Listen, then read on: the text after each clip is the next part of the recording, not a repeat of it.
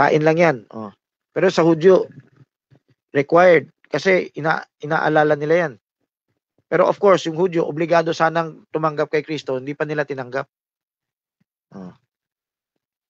Pero ang Hudyo, nararamdaman nila yung pasalamat. Salamat, Lord, kung di mo kami niligtas sa Egypt. Oh. Parang Schindler's List. Sister Berna, alam mo yung Schindler's List? Hindi. Hello. Alam, Brother F. Oh, alam mo, nagpapasalamat yung mga niligtas ni Schindler's List. Dahil kung hindi sila niligtas ni Schindler, o hindi nakasama sa list, patay na sila nag-gas na sila ng mga Nazis, mga Germans. So, Brother F, binibisita nila yung guro. din, nagligtas din siya ng mga Jew. Oo nga, ang ibig ko sabihin, yung mga naligtas, pasalamat sila sa Diyos, pasalamat sila sa taong nagligtas sa kanila. Tayo, manhid tayo. Hindi natin iniisip, papunta tayong impyerno, yung pamilya natin papunta panganib. Di ba? Ang purpose ng Bible study, maalala to. Ang purpose ng communion, maalala to. Magkaroon kayo ng evaluation. Saan na papunta yung anak ko? Ano ba yung nagawa ko? Magkaroon kayo ng personal na pagsisisi. Meron tayong communion between tayo at saka sa Diyos. Personal na pagsisisi. Pre, iyak yan. Meron tayong communion sa pamilya na kailangan i-assert mo kasi natatakot ka para sa iyong pamilya kasi papunta rin silang impyerno. Ang cute-cute ng anak ko, papuntang impyerno. Napaka-brutal naman ng Diyos. O baka mali lang ang turo ni Brother F. Oh, papunta kasi pinabayaan mo. Nadadaya ka sa kakyutan, di ba? Laro-laro lang sila, bakanteng oras. Hindi pag school sineseryoso nyo kahit makain pa yung oras. Pero pag spiritual, sige laro muna kayo, huwag nyo muna seryosohin to. Dapat higit pa yung spiritual kaysa yung school eh. Pero school willing.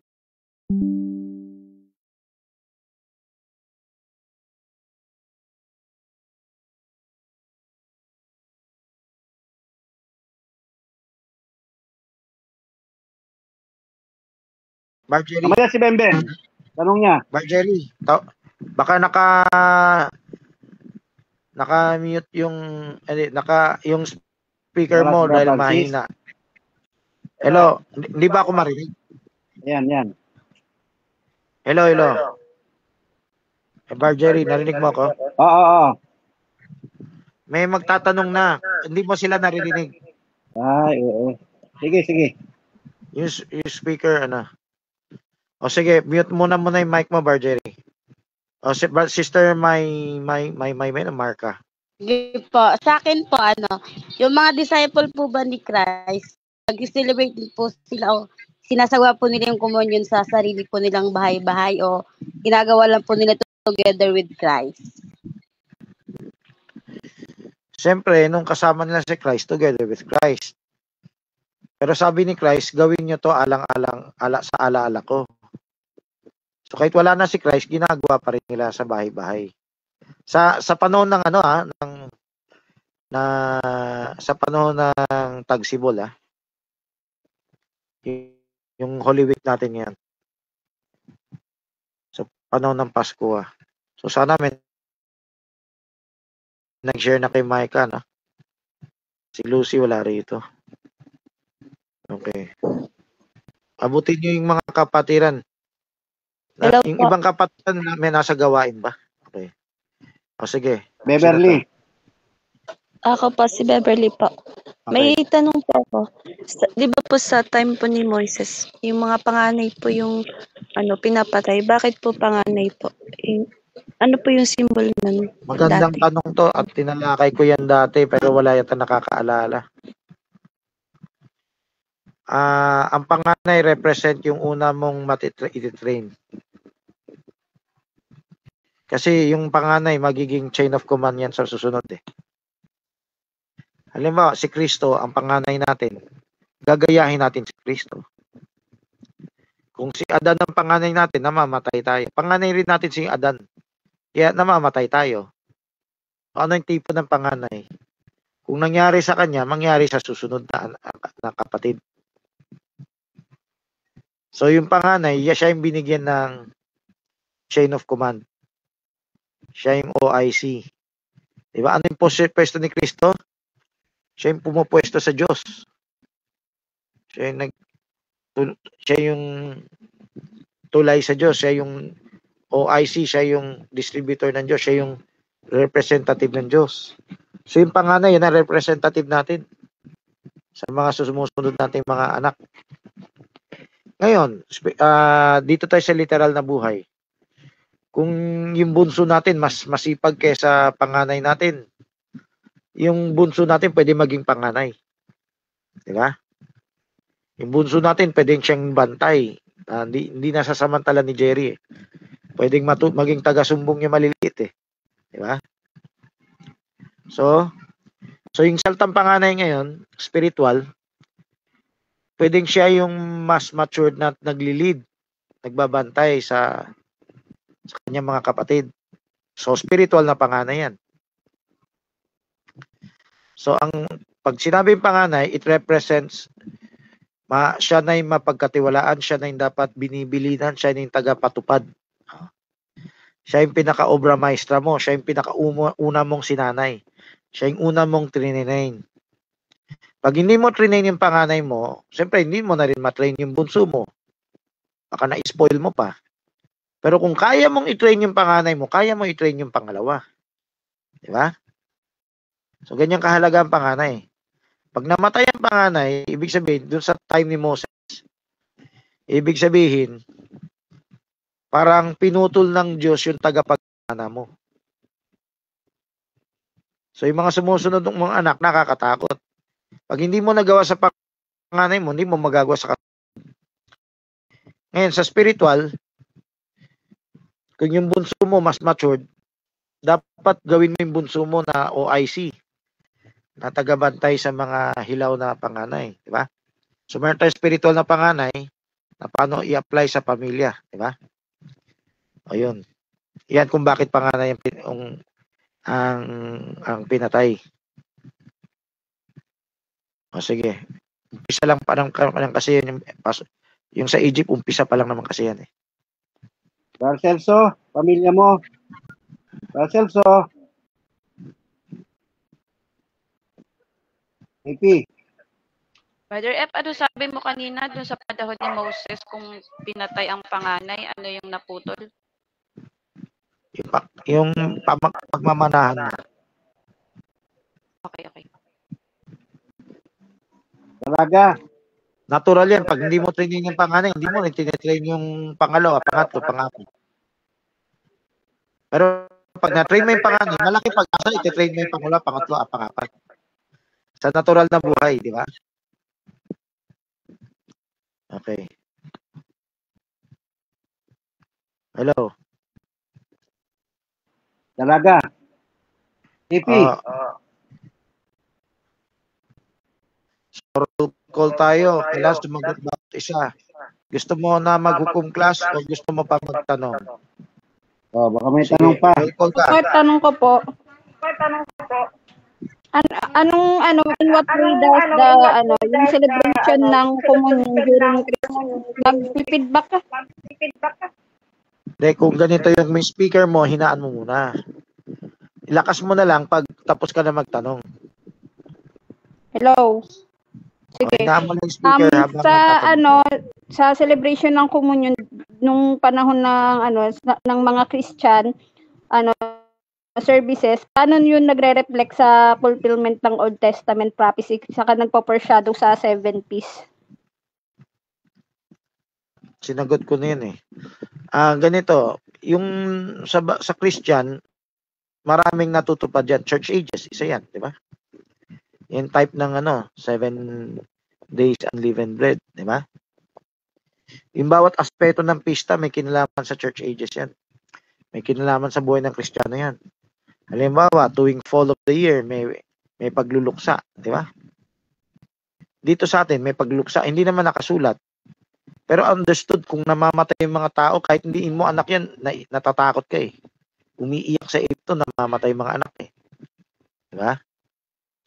Natatakot ka rin pag hindi mo tinupad na maayos, baka patayin pa rin ng death angel yung anak mo eh. So, yung may tipo yung dugo, yung kordero, may tipo yung tinapay, may tipo yung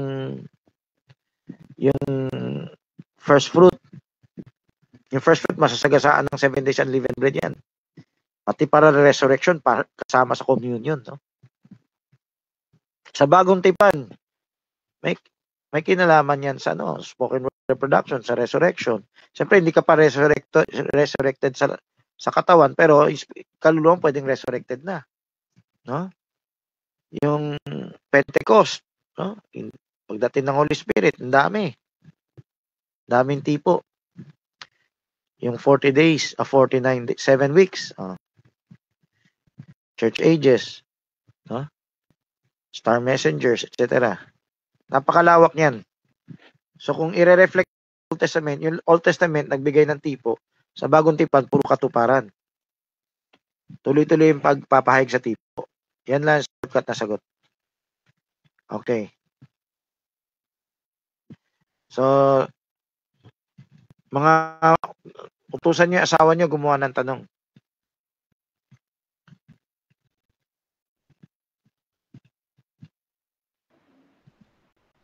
Hello. Meron pang hahabol.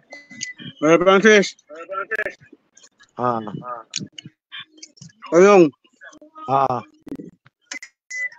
anong kinalaman ng firstborn sa mga hayop? Bakit nadamay sila sa pagpatay?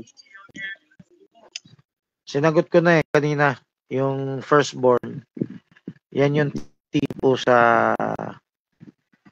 tipo ng una mong matitrain. Yung firstborn, siya yung representative ng tagapagmana mo. Di ang tanong ko, yung mga hayop, bakit nadamay doon sa pagpatay sa firstborn? Hindi ko alam na yung mga firstborn na hayop namatay eh. Namatay ba? Yung firstborn na hayop? Alam ko na tinutukoy mo yung korderong kinatay ba yung tinatanong mo? Yung korderong kinatay? Pati Doon mga sa hayop doon ba sa time ni Moses na nag-utos na Bakit, Manap Brother sila, diba? Dennis, makakapag-paint ba ng dugo yung hayop sa hamba? hindi, ang iba yung pinupunta mo rin. Ang pinupunta ko, Dating mga hayop, pinatay yung firstborn. nung dumating na yung salot, bakit pati mga hayop nadamay sa pagpatay sa firstborn? Actually, ang alam ko nauna yung hayop bago yung mga tao eh. Yung firstborn na tao, yung alam ko ang firstborn na tao, yan ang huling salot. Di ba sabi doon, Brother Francis, bababa ako sa gabing yun, papatayin kong lahat. Maging mga hayop. Okay, kung kulang ako sa kaalaman na yung hayop pala ay kasama sa pinatay, tuloy pa rin ang tipo niyan. Tuloy pa rin tipo ng pagiging firstborn. Ganun kahalaga yung Ibig sabihin, kung kasama ang hayop doon sa firstborn na pinatay, ang ibig sabihin siguro firstborn ng hayop, no? Malaki ang emphasis ng Diyos sa firstborn. Kasi hindi lang pala firstborn ng tao. Pero i-check nyo na lang kasi yung part hindi ko alam eh. Pinatay ba ng Diyos yung mga firstborn na hayop? Kung pinatay ng Diyos yung mga firstborn na hayop, yung ang una ko masasabi diyan, may malaking pagpapahalaga ang Diyos sa firstborn. Kasi ang firstborn parang first fruit yan. Kasama na sa tipot larawan yung priority natin sa buhay. Isa yan type and shadow, no? Kasi ang priority natin sa buhay hindi lang naman spiritual. Siyempre may pamilya tayo, may anak tayo. Meron din tayong tinatangkilik sa mundo.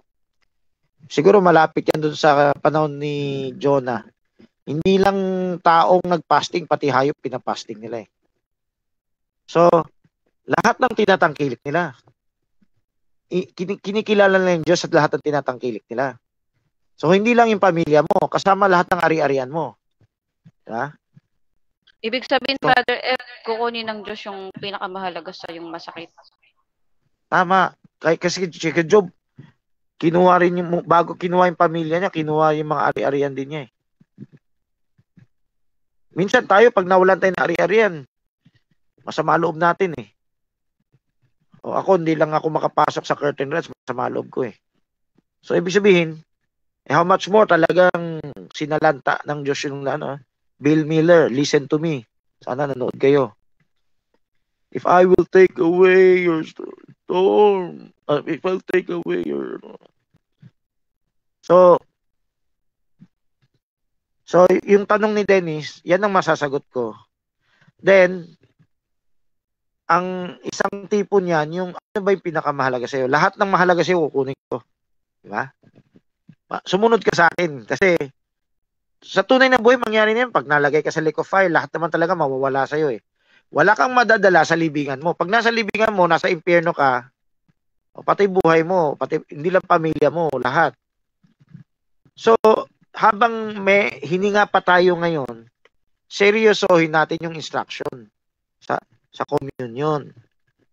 Yung instruction sa communion, yan din na nagre-represent sa instruction sa lahat ng buhay mo. Kaya ka nagkaroon ng buhay. Diba? Seryosohin mo yung instruction. Listen to me. Diba? Huwag mong baliwalain. Yan. So, yan, kaya hindi lang firstborn ng tao. Firstborn ng hayop. Yan. Akala ko kasi, sa abot ko, yung mga hayop, pinatay na yan sa salot. Sa unang mga salot. Pero kung pinatay pa yung mga panganay ng hayop, may natira pang hayop. Okay? Sige.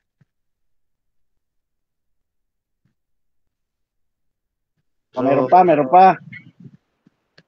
Roll call ka kung gusto pa tuloy o ayaw. Brother Celso, your family. Abol. Roll call mo. Gusto mo pa ba ituloy ang tanungan o hukumin o hukumas na? Wala na, tatawag doon. Itatawag na lang ako sa iyo. Tapos si Bernat at si Dalagat, medyo baka pag patatawagin ko na lang din sa'yo kahit mga tigka 30 minutes. Every other day. Ganito, gusto ko mag-roll call ka dito sa room. Para masubukan man lang nila sumagot. Kasi Hello? pipili sila eh. Tuloy, gusto ko pa. Brother Celso. Kahit nakikinig lang ako. Brother Celso. Ako, pwede rin mag-exam. Dari, tuloy, pero walang nagtatanong. Pwede yung mag-exam. Okay? JP. Gusto ko bawat isa makaranas sumagot. Ito yung itanong mo. Gusto mo tuloy ang exam o tuloy ang tanungan o gusto mo hukum class na? Sige. Isa-isa yung mga tao. Ano gusto niyo, hukum class? Isa-isa. Banggitin mo bawat isa, sasagot bawat isa. Brother Menan, gusto niyo pa ng tanungan o hukum class na? Hello? Everly, hukum class na o tanungan pa? Talaga. Kailangan sumagot. Wala, hindi sumasagot si, baka hindi na sila. 30 minutes na lang, hukum class na. Ikaw, Kailangan Marmar. sumagot. Marmar. Hukom class na lang po kung wala na pong tanong. Para po diyan sa... Brother Jose.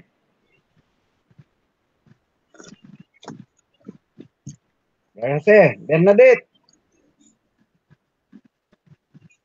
Pasahero ako, may pasahero ako. Focus. Ha? O at least sumagot, diba? At least sumagot. Sige, next. Bernadette. Nasaan na kayo, oh? Hukom class o tanong? Hindi na kayo nakafocus, ha? Joanna. Sinasadya ko Joanna, pa tanong tanong, kasi oh. baka hindi nakikinig eh. Oo nga. Hindi na sila nakafocus. Joanna, Okay. tanungan o home class? Ang Ito dami ba? natin, pero yung pala. Hukom class po, Pastor. O, ikaw, Yed. Yed, home class o tanungan?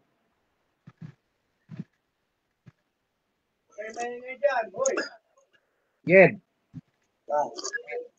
Dapat katabi mo, Sister Remy. Remy, si Yed, tabi mo. Si Brother Celso. Sister Mirna. Wala dito po si Brother Celso, pumiyahe. O, Kanina pa ako tumatawag na walang sumasagot sa inyo. Hindi yata kayo nakikinig. Sisil po kasi magtanong ka, nanay. sister. Tanong ko, Brad, yung ano. Tanong. Ay, paano daw malalaman yung sino yung firstborn sa spiritual? Kung tumutulong sa inyo sa yung PTA. Tumutulong sa PTA, Progressive Ministry. So, kung gumaganap yan, panganay na yan. Magandang tanong yan. Okay. Kailangan kayo mag-utos.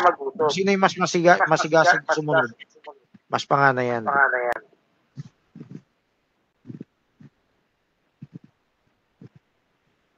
Okay, yun lang. Tuloy yung roll call mo. JP. Roll call to eh. JP. Tanong pa o hukom class na? JP. Nima. Hukom class o tanong? Pastor Jerry, hukom class na po. Hukom class na. Amalia, ikaw. Hukom class o tanong? Tanungan. Amalia. Hukom class na. Okay na, iwanan mo na sa rapture yung iba. Iwanan mo na sa rapture. Hello po, pwede daw po magtanong. Sino to? Si Kuya Jake. Ayun. Ano po ba yung tipot larawan ng sabi ni Kristo? Yung saan nalampasan ako ng di ba yung di ba ang sabi niya lampasan ako ng Saro. Yung speaker. Okay, nakuha ko na yung tanong. Hello. Pwede yan maging topic sa communion, ha? Pwede maging topic sa communion. By the way, meron kaming topic tungkol sa solar eclipse, sa lunar eclipse. Kaso, baka hindi niya magagawa ng tracks. Pero, pwedeng ihabol para next year. At tagal makagawa ng tracks eh. So, pero yung dating nagawa, dating topic, sana bigyan ako ng kopya or ilista. No? Pakilista. Yung sabi ni Kristo, ito pwede another topic sa communion to, no? Pero siguro next year na to. Kasi mabagal bago magawa ang isang tracks eh. Ang natatakot si Kristo na mamatay.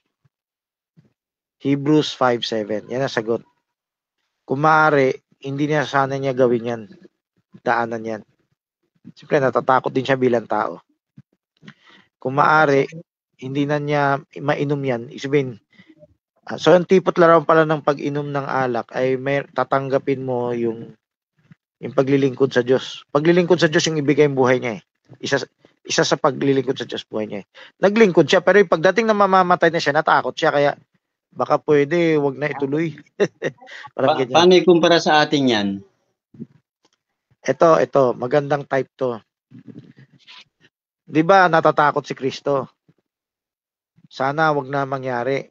Pero ano yung sagot niya dakong huli? Pero ayoko ipilit yung gusto ko. Susundin ko yung gusto mo. So, kahit ayaw ng laman niya,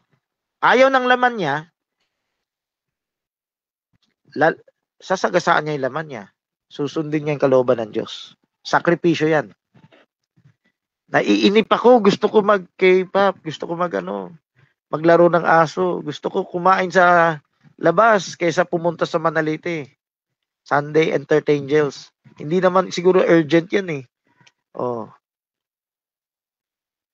Naiinip ang laman ko pag handa pag yan. May mga young people tatakas na yan ng maaga para kasi nasusunog sila pag kailangan nyo assert para ma-exercise yung demonyo, no? So ganito,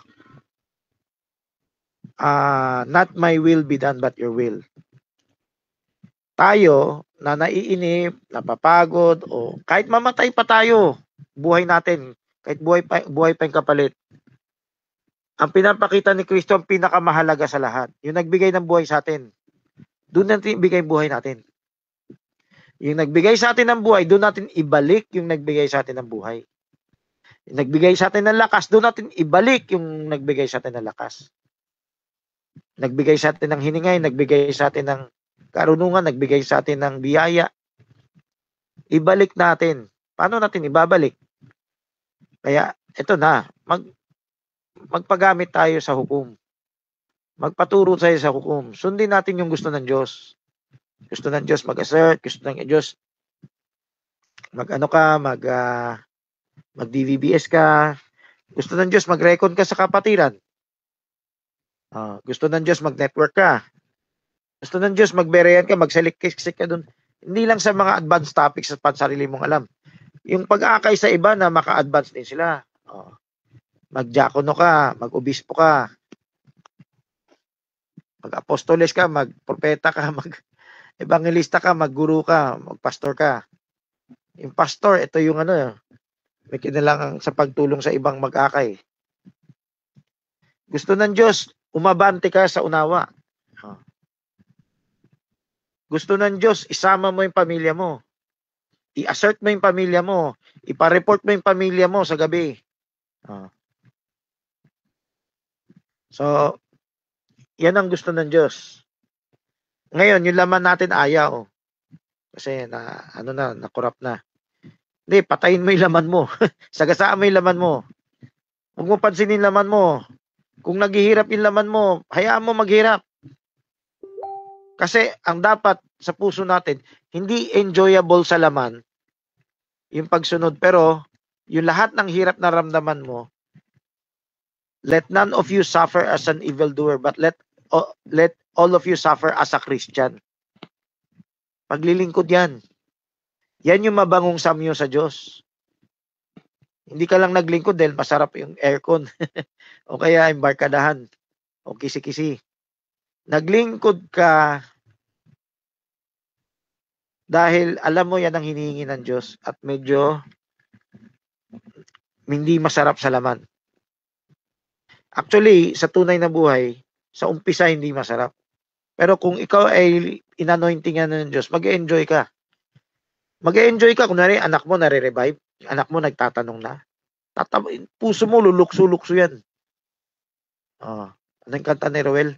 Lulukso-lukso ang puso ko. Hindi ko alam yung exact na to, no? So, yan, lulukso-lukso puso natin kung sinagasaan mo yan. Si Kristo, habang buhay ba, naghihirap? Hindi. Nabuhay siya muli, nasa kanang kamay ng Hindi, inano rin ng Diyos yung hirap niya. Ni-reward din yung hirap niya. Huwag nyo isipin lang hirap. Di ba?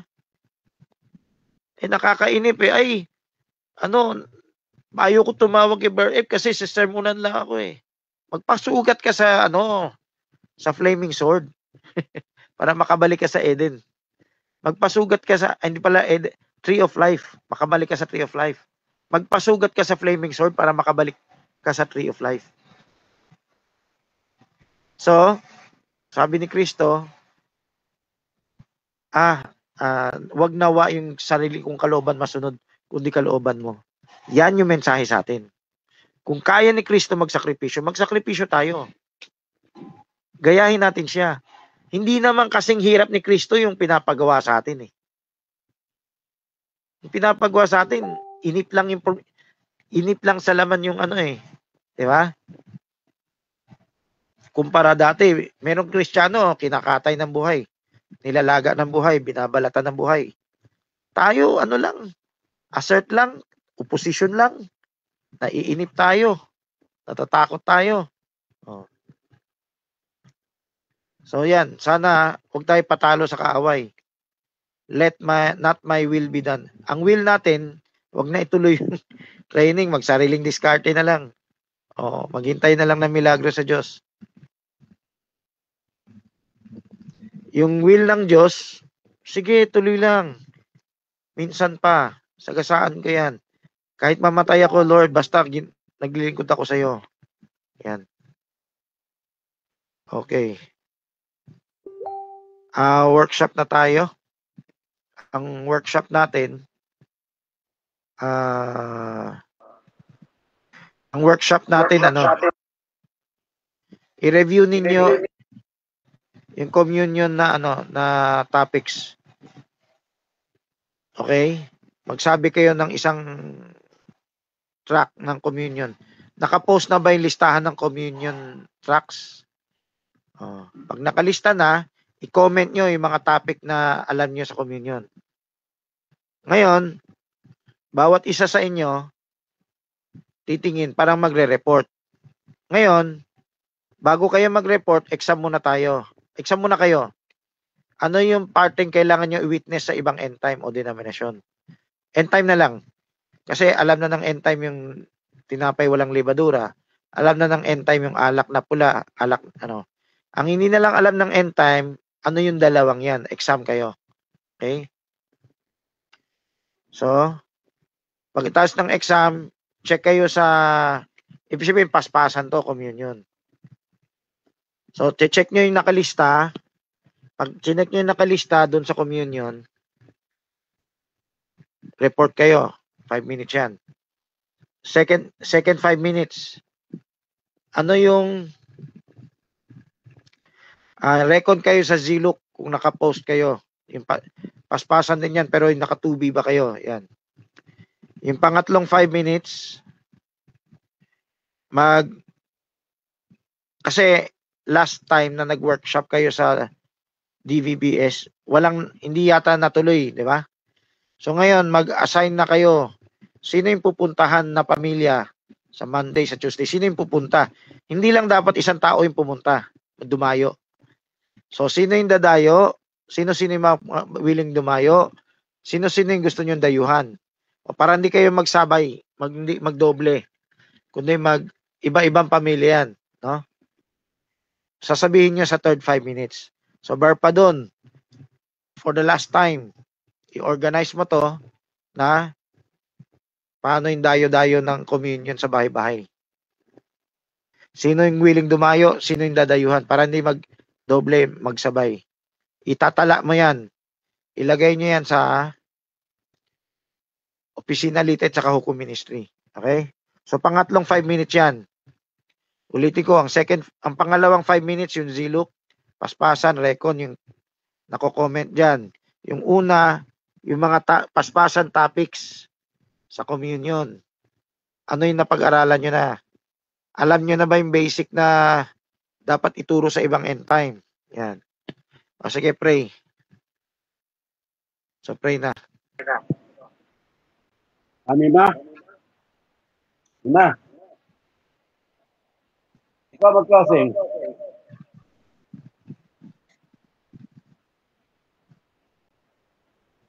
Praise the Sige Lord. po, magpipray na. Yung speaker. Pwede niyo mute yung speaker. Sige po, magpipray na ako. Yes, Lord, magandang gabi po, Lord. Kami po, Lord, nagpupuri at nagpapasalamat sa araw na to, Lord, na tapos po, Lord, yung Hukom Class Art, yung tanungan, Lord. Nagpapasalamat po kami sa bawat isang nandito, Lord, at sa mga tanong din po, Lord, na binigay at tinanong nila, Lord. Sa bawat sagot din po, Lord, na binigay, na kayo po ang tanim nito sa bawat puso't isipan namin, Lord. Yan din po, Lord, sa mga tanong, Lord. Na po kayo po ang siyang patuloy na mag-ingat sa amin sa paaraw-araw, sa bawat assignments din po, Lord, na tulungan niyo po kami na maisagawa to, Lord. Ganun din po, Lord, sa gawain bukas, Lord, at sa broadcast, Lord. Kayo po ang siyang mag-lead at manguna. In Jesus' name we pray, Amen. Brother Simon, kailangan makapipase mo na yung